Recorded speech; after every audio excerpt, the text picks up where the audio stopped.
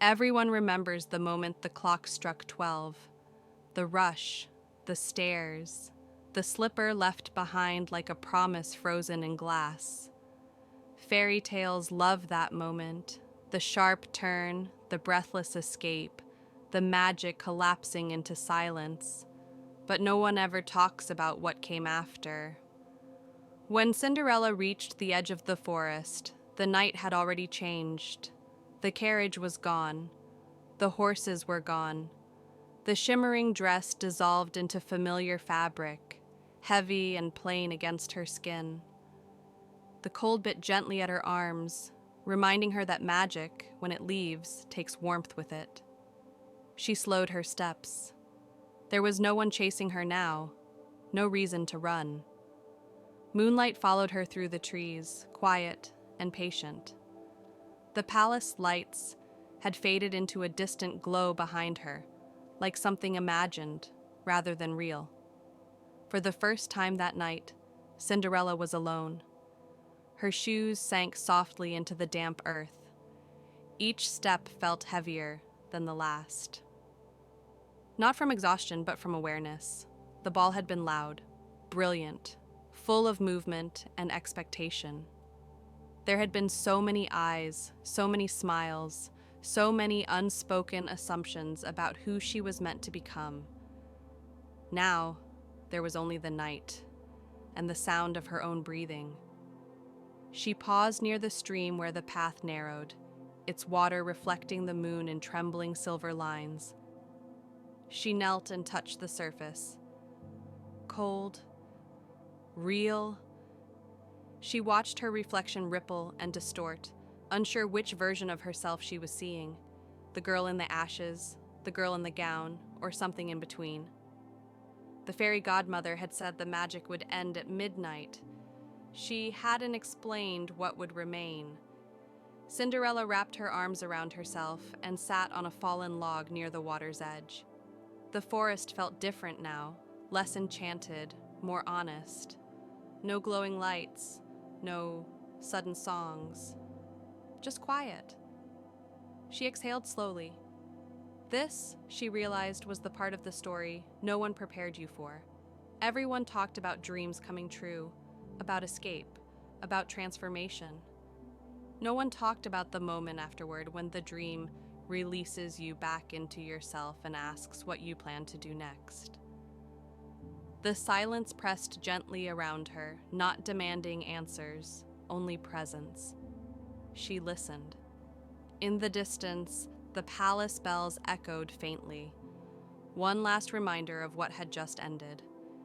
She imagined the ballroom now, empty floors, extinguished candles, laughter fading into memory. Somewhere, people were already reshaping the night into stories they would tell later. She wondered how she would tell it. Would she describe the way the prince looked at her, as if she were something rare and fragile? Would she mention the thrill of being seen, truly seen, even for a moment?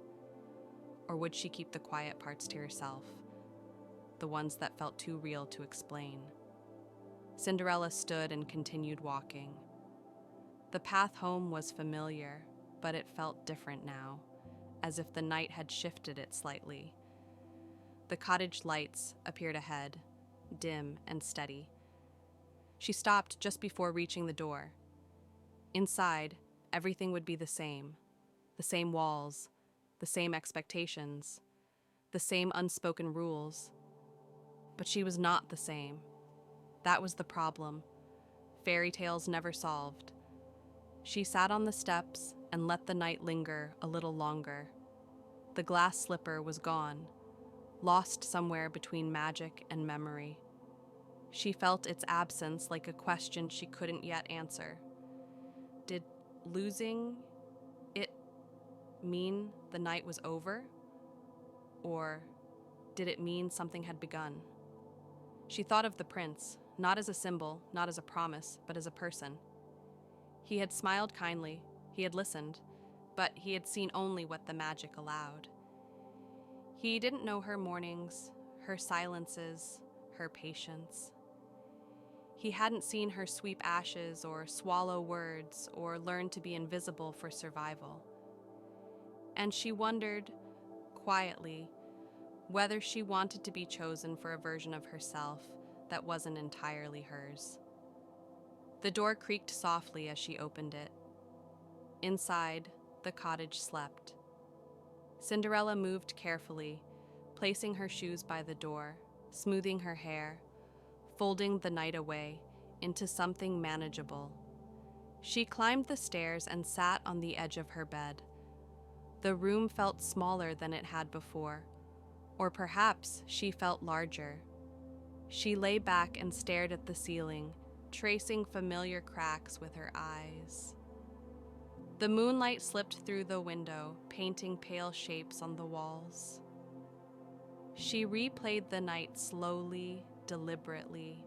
Not the dancing, not the music, but the feeling of standing still in the ballroom while the world moved around her. The moment she realized she could leave, that she didn't have to stay where she was admired if it meant forgetting who she was. Sleep came gently, without dreams. And when morning arrived, it did not feel like an ending. It felt like a beginning no one had written for her yet. The days that followed were quieter than expected. There was no dramatic change, no sudden rescue, no immediate transformation. Life continued in its familiar rhythm, but something subtle had shifted. Cinderella found herself pausing before answering, standing a little straighter, speaking a little more honestly, even when her voice trembled. She no longer mistook silence for safety. When the palace announcement arrived, searching for the girl who fit the glass slipper, she listened without urgency. People around her buzzed with excitement, with certainty. They saw the story clearly, the lost slipper, the destined reunion, the perfect ending waiting to be claimed. Cinderella felt none of that rush. She held the moment gently, turning it over in her mind. She imagined the future everyone expected for her. Then she imagined one no one had suggested. And for the first time, she understood something quietly powerful. Being chosen was not the same as choosing. When the prince finally arrived, she greeted him calmly. He looked relieved, hopeful, certain. They spoke, not about the ball, not about magic, but about ordinary things. And in that conversation, Cinderella listened closely, not for promises, but for understanding. The slipper fit. Of course it did. Some things align perfectly, even when the story around them is uncertain. The room erupted with celebration. But Cinderella remained still. That night, after everyone had gone, she stood alone again beneath the moon. This time, she did not feel lost. She felt awake. Fairy tales end at midnight because endings are easier than beginnings. But real stories, the ones that last, start afterward, in the quiet, in the choice, in the moments no one is watching. And Cinderella, standing at the edge of her own becoming, understood this. Magic may open the door, but it is what you do after the clock stops that defines who you are.